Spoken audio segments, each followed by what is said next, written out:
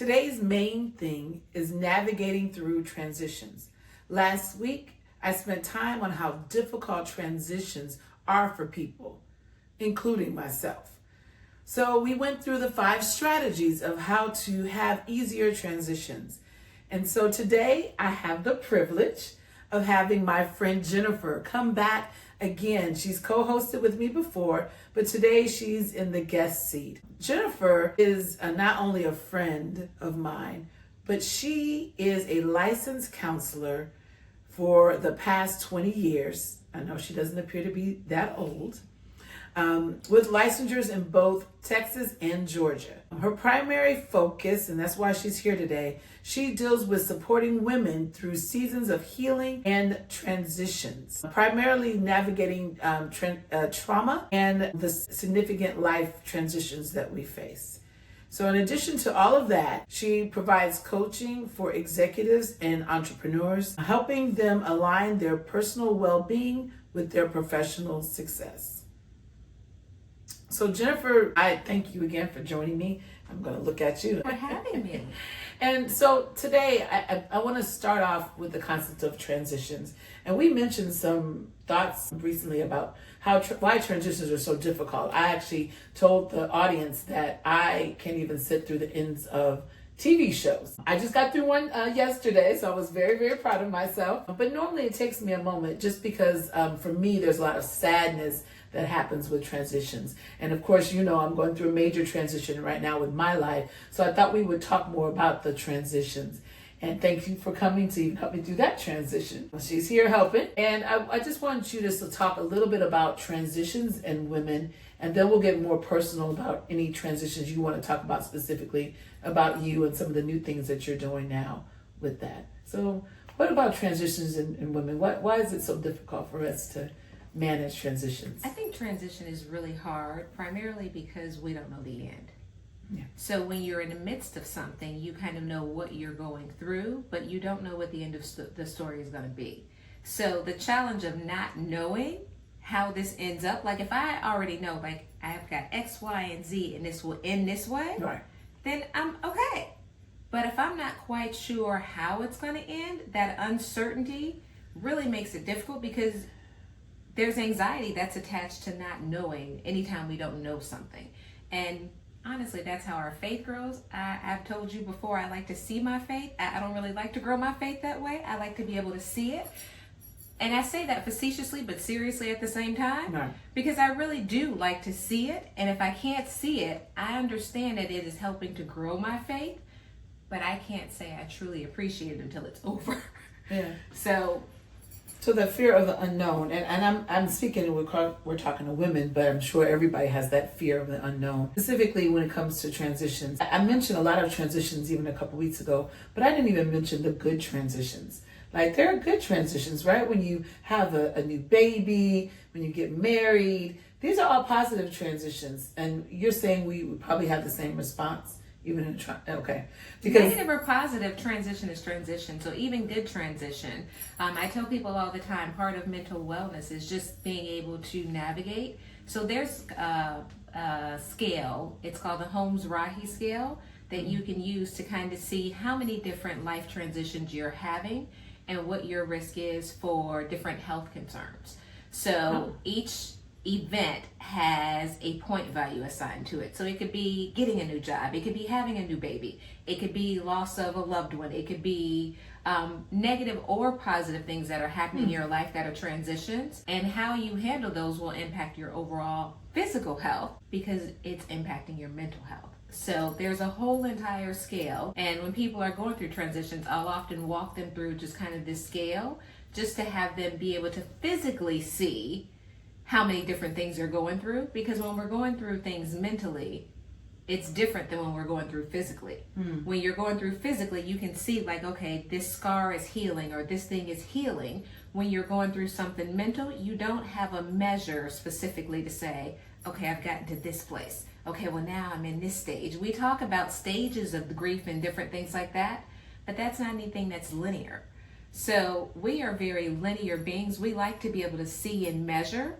And when you talk about trauma and mental health and healing in that way, you can't see it. So you have to figure out how to help people connect to it to know where they are. So you're telling me that because I can't see what I'm going through, all the different traumas and all the different things, positive and negative, that's going on in my life, when I do this scale, you think that just helps us to understand that we have a lot on our plate, and then it helps us to just maybe internalize the fact that we are going through those things? I mean, why? Because the scale for me, I do like to see numbers. So I don't always like to see numbers, but I don't on a scale. But I do like to see numbers as far as like, what is my performance level?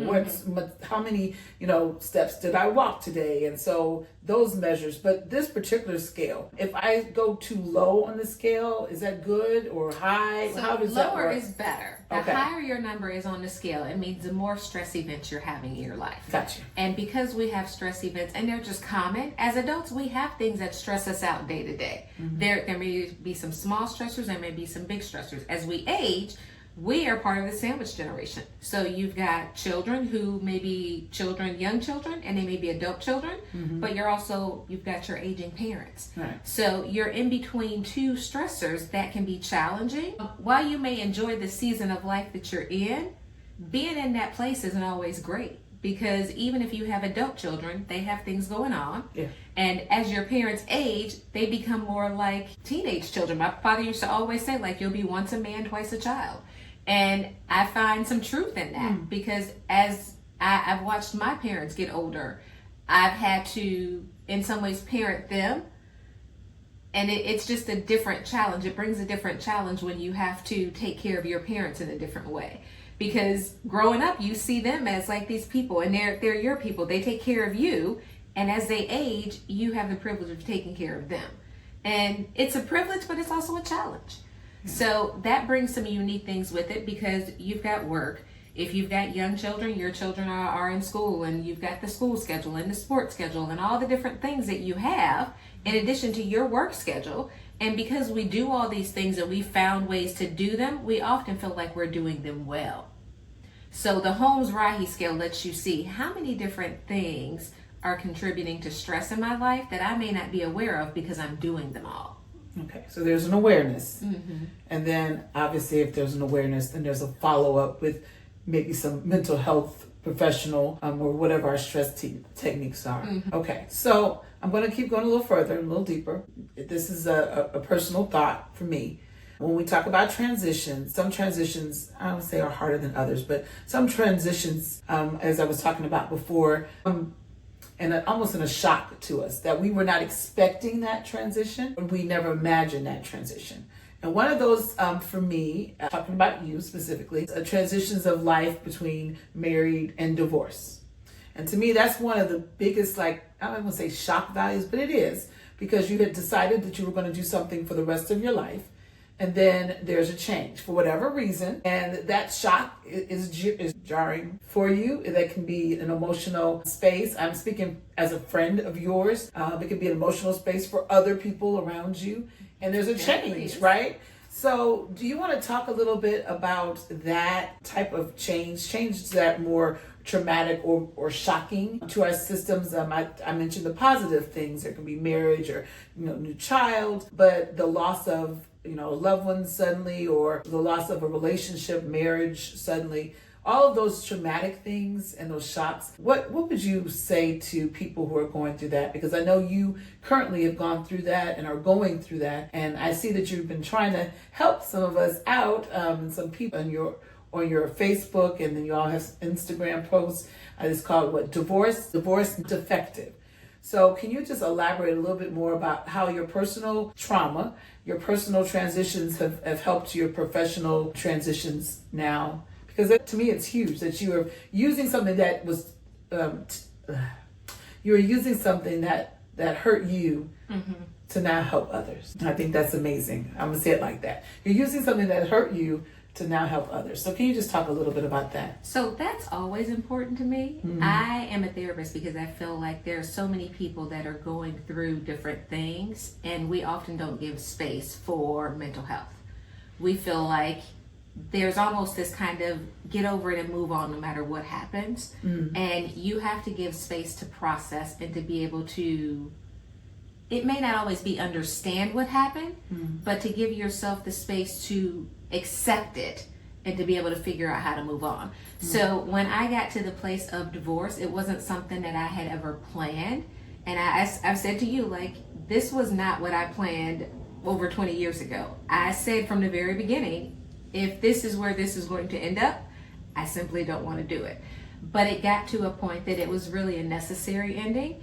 And I had to make some really challenging choices. And I think that's where being a therapist really helped me, because I had to figure out, okay, how do you navigate this transition and do it well?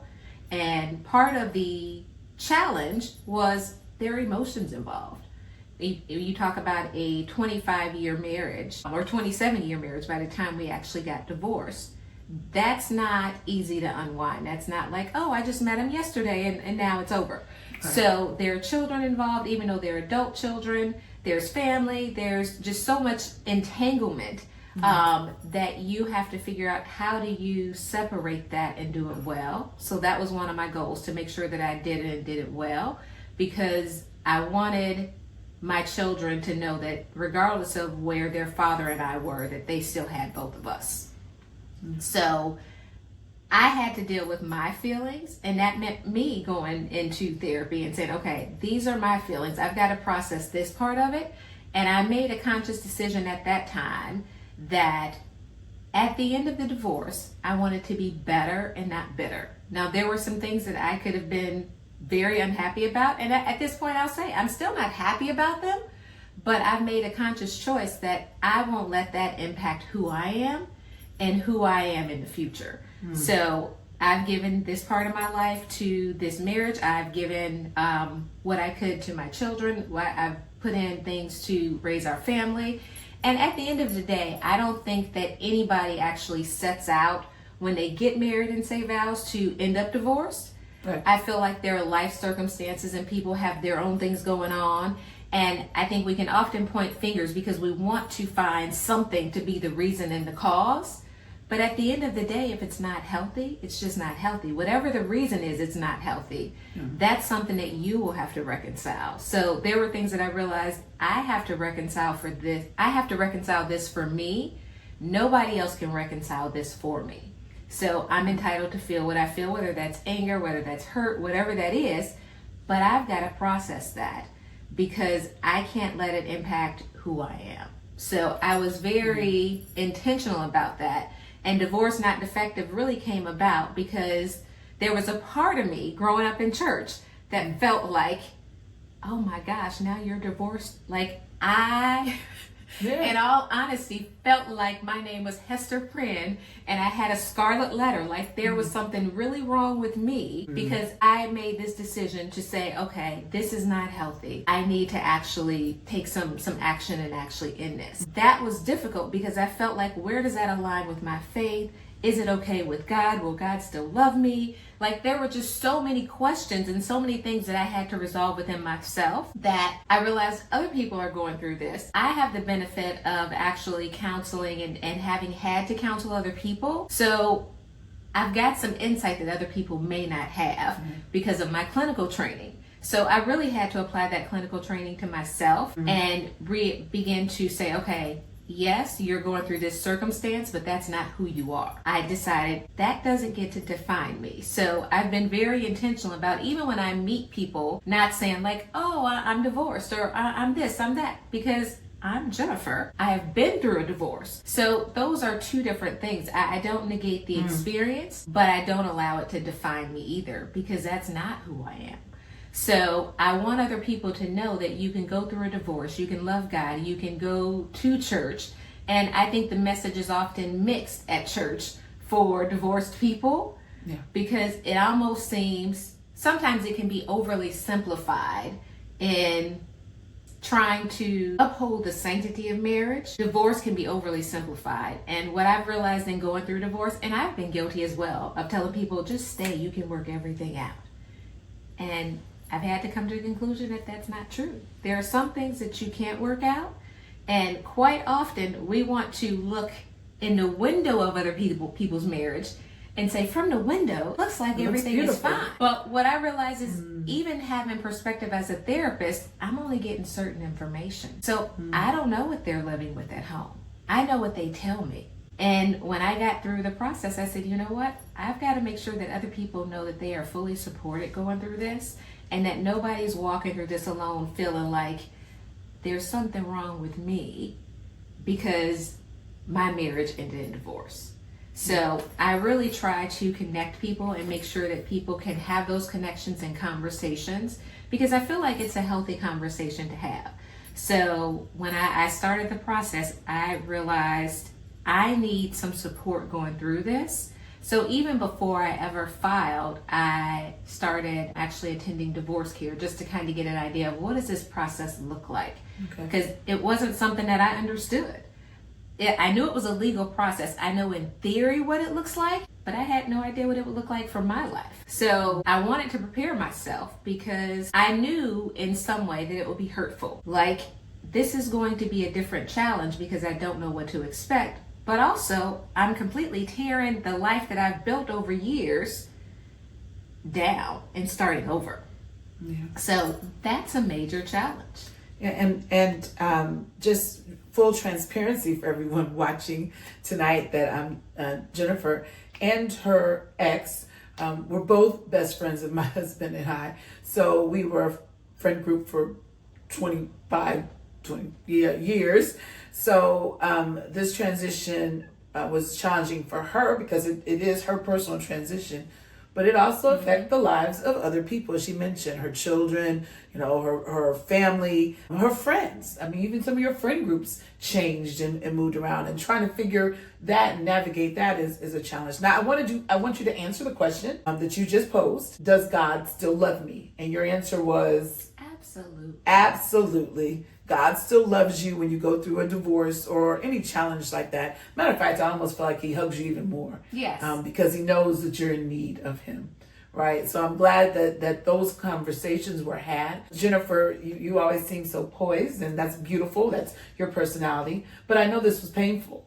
I know that there were tears. I know that, like you said, you don't know what's going to happen next. And you can give your story about how you fought your way back to who you are. And that's amazing. I watched you. I knew you had the strength, but to watch the strength from afar, and she was giving me like step by step what she was going to do. And I was like, oh, okay. And she did it and just like kept moving. And like I said, you had your emotions, you had your tears, you had all the things, you felt the things, but it's good that you understood that you were not defined by that situation and that trauma. And I think that's period with our transitions, that we aren't defined by some of these hard life situations that we go through. And really, your training helps you. But if you don't have special training, like I said, we go to someone who helps us. The book I read, Necessary Endings, I know you've read that too. The support group you mentioned is one of the key things they mentioned, having support in the midst of transitions,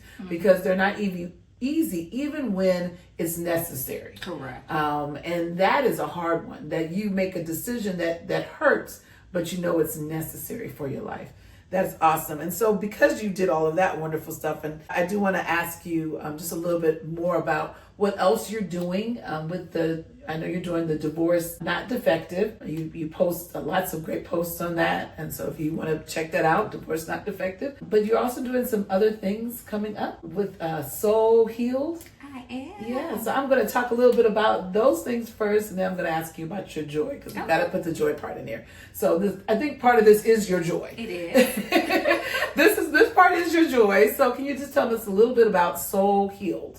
So Soul Healed for me is really part of my journey. Okay. Part of going through the divorce was so whenever I have hard work to do, even in school, I have always said, okay, if you get to this increment, then you get this thing. In school, it could have been something small. It could be ice cream, or you'll eat dinner, or whatever it was. I would give myself some kind of reward. So with the divorce, I said, okay, when you get to the end of this, you're going to take a trip and you're going to just relax, because there was a lot involved in moving and filing and all of the things that go with divorce. It's a whole major life transition. So it meant uprooting my life from what I had known it to be to making a major move on my own and just kind of restarting everything on my own. And that was challenging in its own way, but it was also, I will say, faith building, because I saw God show up in ways that I had never seen him show up before. So it really was that you're not walking through this by yourself at the time that I felt most alone. So I had already said, okay, well, when I get done with this, I'm taking a trip. And I didn't quite know where, and a trip came up, and well, I'll say my divorce was supposed to be final when I actually booked this trip. I actually booked it for the day after we were supposed to go to court. And through some unique challenges, I didn't actually have that court date. And it got actually postponed. And I was absolutely crushed by the fact that now I've got to walk with this for a few months more.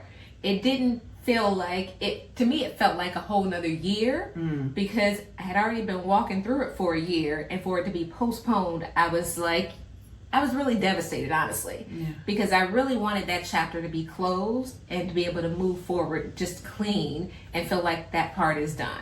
That wasn't the case, but I said, I'm going on the trip anyway, and I'm going to enjoy myself just because I need it.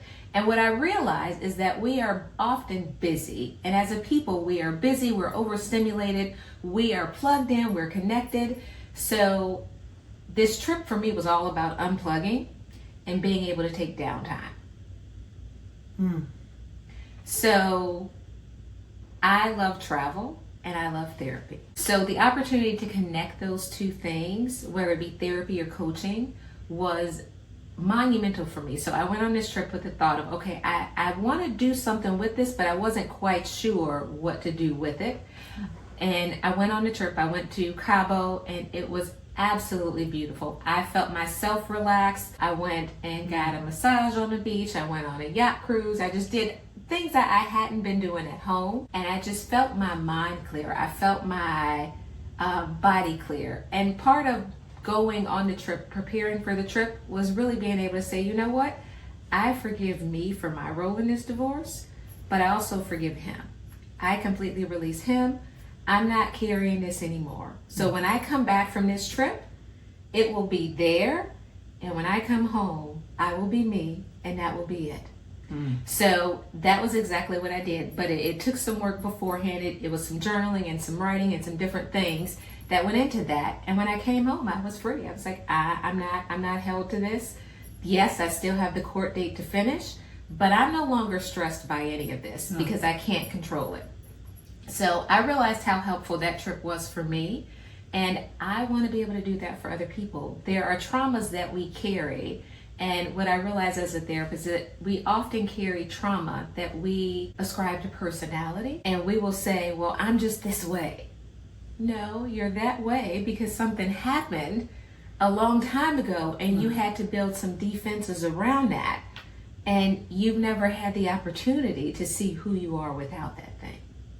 So sometimes we have to give ourselves opportunity to see, okay, well, what would life be if I didn't have to do this all the time?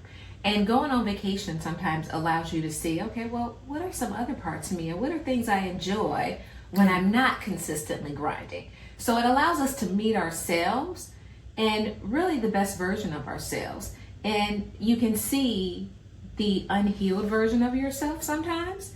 So I feel like we all kind of need some help and some coaching with, there's something that we carry from childhood that is unhealed that impacts us as an adult. So I want to be very clear with this about this soul healed. It's not just for people who have been divorced. It's any trauma, anything that impacts your glass ceiling for your life. Because we established that. We established I can't do X because I've always been Y.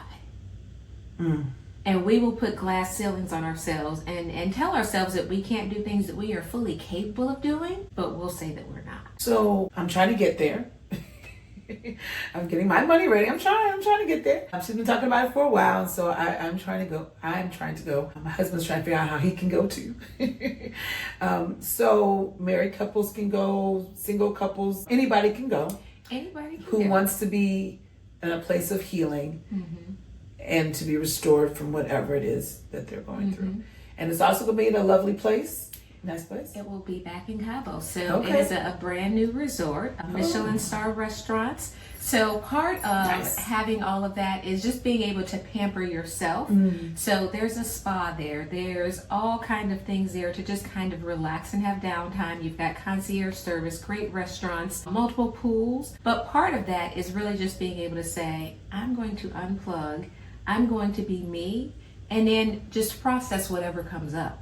Because there will be parts of you that you meet in other places that you don't have time for. Like, I know there are parts of me that are unhealed as a young girl that I honestly had to, I'm grateful, I won't say, I am grateful for the divorce because it forced me to look at some parts that I've never had to look at. And I realized like some of this is from an unhealed place long, long ago, long before you ever met him. You had this part that was unhealed. You had this trauma that was unhealed, which was what led to kind of you meeting him. Because when we're broken and we don't ever get fixed, we just kind of adapt. You meet people in broken places. And often people that you meet in broken places don't want you when you're healed. It's not the same relationship. And it could be both ways. You could not want them when you're healed. Relationship dynamics are different.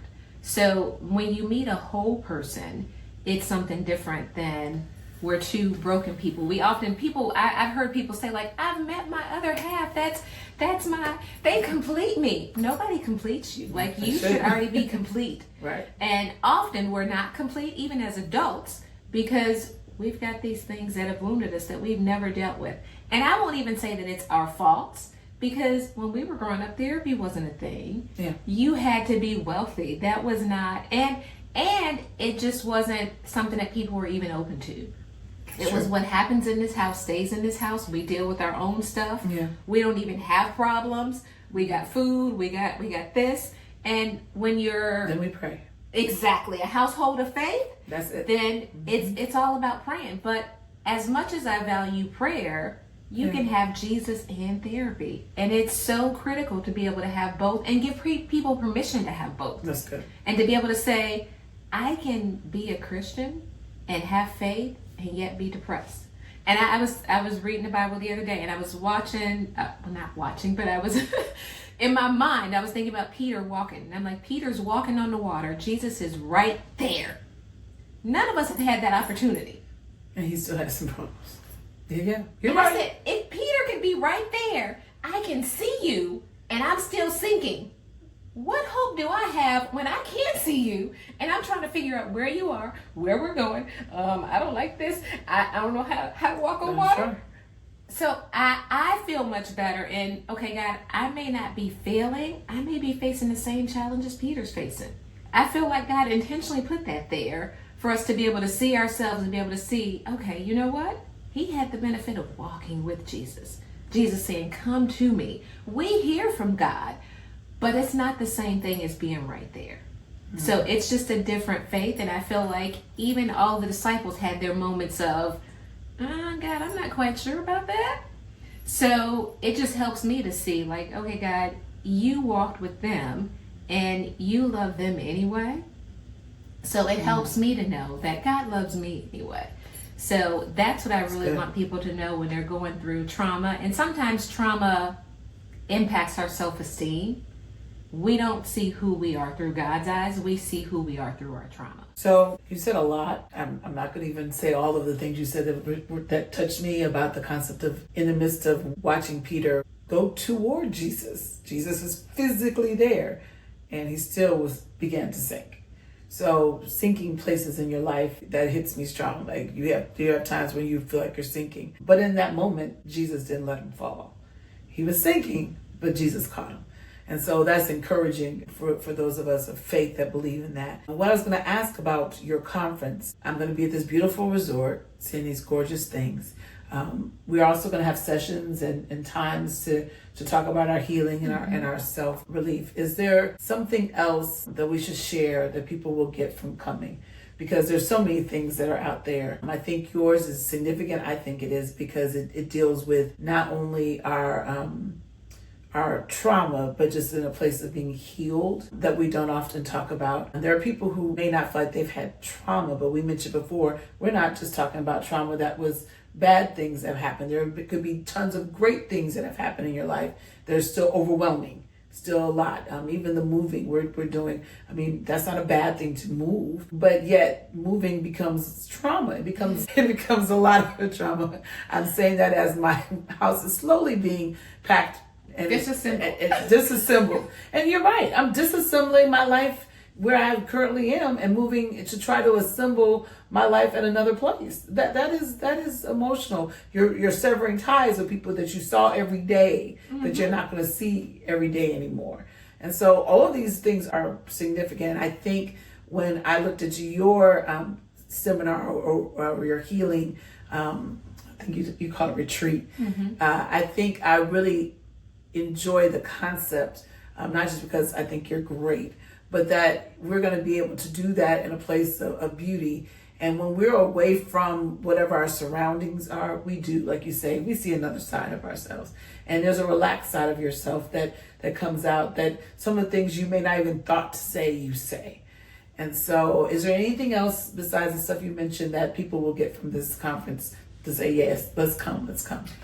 So I think one of the best things about actually gathering people is being able to honestly hear from other people. Okay. It is when people are willing to share their stories, we often feel like in our humanity, we can't imagine that somebody else has been through something similar to what we've been through. Okay. And being able to hear other people and things that they've been through and how they walk through it, it often brings us encouragement to say, you know what? Okay. I'm not alone. Because what happens is the enemy, I feel like, discourages us by saying, this happened to you and you're all by yourself. And just kind of being able to take thoughts captive. I'll say that was one thing I really had to work on going through the divorce, because there were voices that were discouraging me. Like there were, and I can't even attribute it to, I won't even call it voices, my own negative self-talk. I'll call it that to be very specific. But I realize there are things that I often will say to myself just because prior to this, I was very perfectionistic. I really wanted everything to be just so. And if it wasn't, I could often say, why did you do that? That was dumb. How could you be stupid like that? And I would ask myself these questions and really kind of berate myself. And I was so unaware that I was even doing it until I went through the divorce. And I had to begin to ask myself the question. I've got adult children now, and for me, my measure of what I say to myself is often my daughter. So when I asked myself if I would say this to her or to the little girl version of me, and the answer was no, I had to become more aware of that, because it wasn't anybody else tearing me down. It was me internally.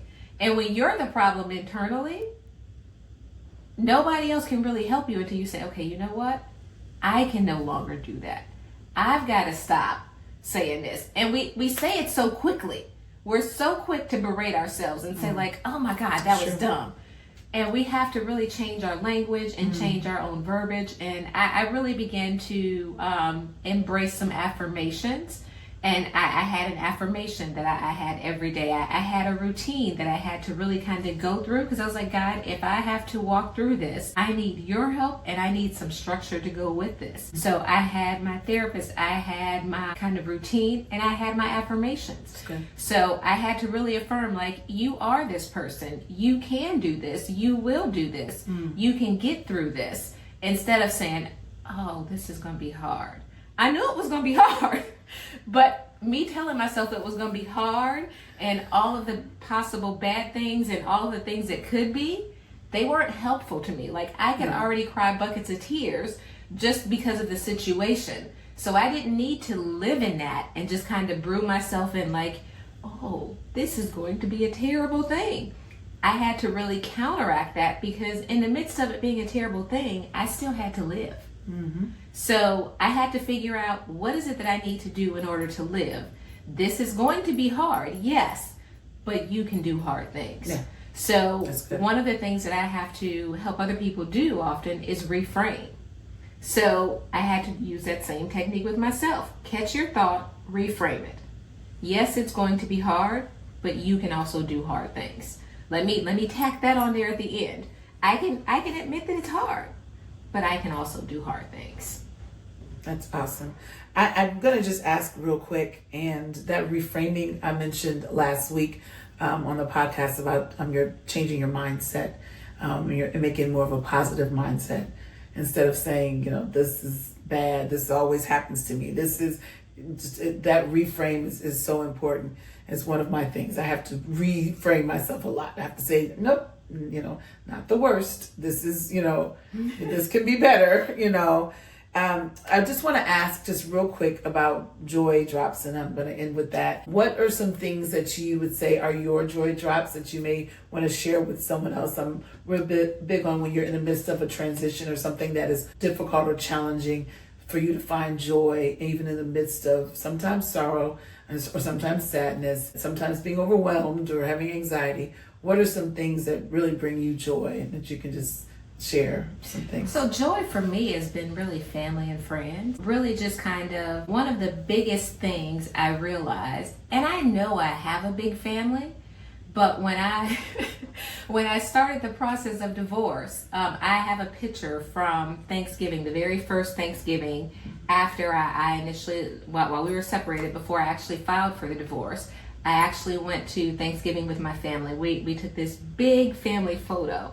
And I realized I am surrounded by a group of people who love me. And even though we're not in the same space all the time, it just really reminded me when I was feeling really unloved and really just kind of out here by myself, to see myself kind of lost in this sea of family. And then the men in the family who were just kind of there and like upholding me and just kind of like, okay, these are the people that pray for me, these are the people that support me, these are the people that love me. So at this point it really is family, but it's also, I really do love travel and exploring, just kind of getting out and finding new things to do, trying new things. Last year I actually went ice skating for the first time, and I loved it. I'll say I was afraid for 30 years to go because I was like, I'm going to break something, that whole reframing thing. And I was like, am I really going to live in fear of what could possibly happen? At 17, so what if I broke something? But I've wanted to go since I was 17. I finally went when I was 47, and I went just kind of fear and trembling, and I was like, okay, I'm going to go. I met a lady, and she said, I didn't even start ice skating until I was 70. So she was out on the ice rink, she was lacing her skates up, she was doing what she needed to do. And it really encouraged my soul to know, okay, you know what, I'm 47. If you fall at 70, that's a whole different fall. But if you started at 70, right, I don't have to be afraid. And even that just small interaction, it wasn't anything about her personal story, but it helped me to reframe mine. Like 47 and 70 are two completely different places in life. So if she can start something new, right, I can definitely start something new. And sometimes because we're afraid, we'll tell ourselves, that's really what it boiled down to even at 17. I was afraid.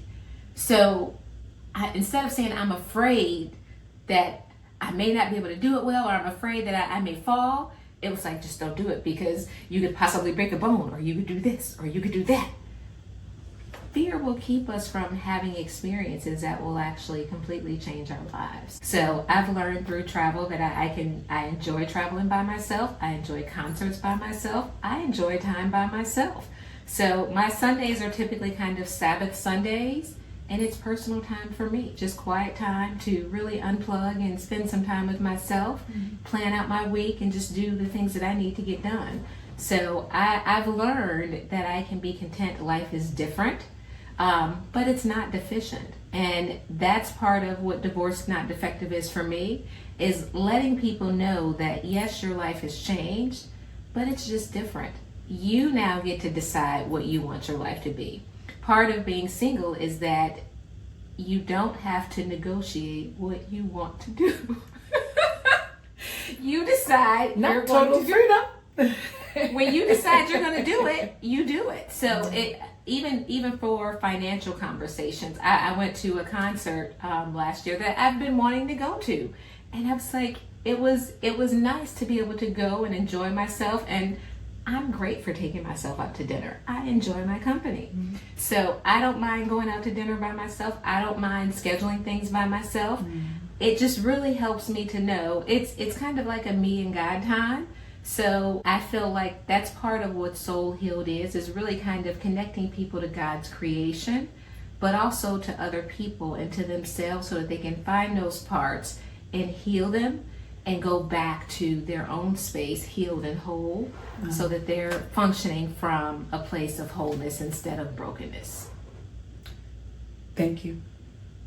Thank you. I will say, just after knowing you for so many years, I do see a light that is in your eyes that I don't think I've ever seen before. Although we had the years of children and all that stuff, there's a lot of things going on, but there's a light and you can see your soul is healing. Mm-hmm. I think this is helpful and beneficial to so many people because sometimes we feel like our story is never going to end. That there's always going to be this trauma and there's always going to be this sadness and there's always going to be, but that's not so, right? Those are just small moments of time when you look at it on the scale of life.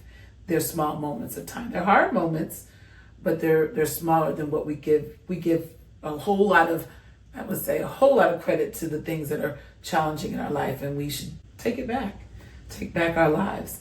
And that's what I think you're doing. You're taking back your life and you're having ownership of who you are. And like you said, you may be divorced. You don't have to claim I'm divorced. I'm a person, I'm Jennifer, and I've been through this experience. And the word through is great because that means you're headed to the other side. And so there's so many people I know even listening to this now that are going through lots of things. So I usually give a great takeaway. There was so much, I was trying to figure out how to sum all that up. I first heard you say that we need to take some inventory of the things that we are going through. You had a fancy scale for it. You called it what scale? The Holmes-Rahe scale. The Holmes-Rahe scale.